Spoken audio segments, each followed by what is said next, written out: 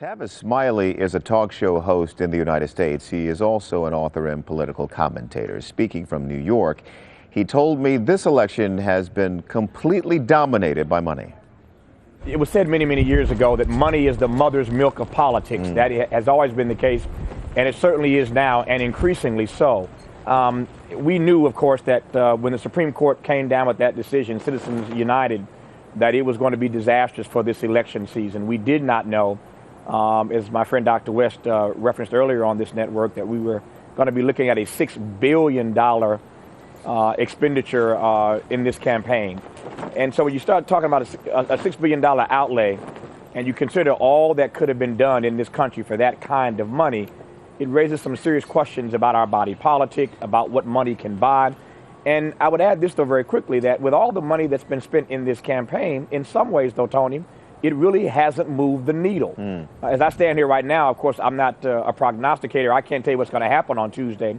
But in the battleground states, where the president for quite some time has had a slight lead, he continues as we speak now to have a slight lead. So the point is, there's only so much money can buy. And as you well know, covering our politics, how many times can you see the same commercial, Tony, anyway? Yeah, it drives you nuts at some point. You just tune out. It has no effect at all. If anything, it has a negative effect.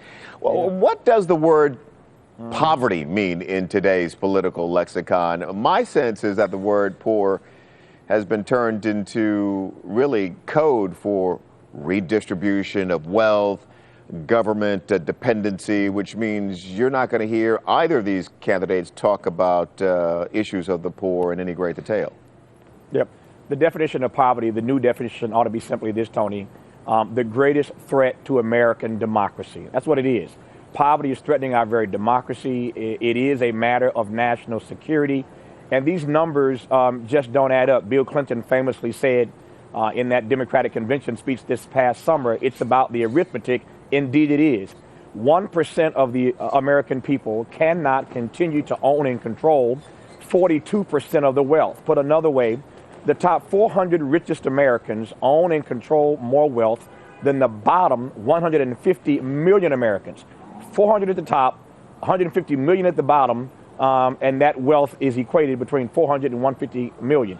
Those numbers just don't add up. So poverty is a matter of national security. As I said, it's threatening our very democracy. And to the extent that we continue to put our head in the sand and don't want to address the issue, we're in for trouble. As has already been said again by my friend Dr. West, in the 4 debates this time, not a single question about the issue of poverty. 4 years ago, between Obama and McCain, 3 debates, not a single question about the issue of poverty. The poverty numbers came out during this campaign back in September that showed that the gap between the rich and the poor is expanding. The gap between the have-gots and the have-nots continues to widen. And with all the data in front of us, including, of course, the job numbers, no real conversation about poverty. Again, at some point, we got to get serious about the conversation. How do you get back to those days in America? Those Martin King days, those Bobby Kennedy days, where there was a real sense, a real discussion about community in America. Somebody has to have the courage and the compassion and the conviction and the commitment to try to speak those hard truths. As we discussed earlier, Tony, money seems to control everything in our world. Everything and everybody seems to be up for sale these days. Everything up for sale.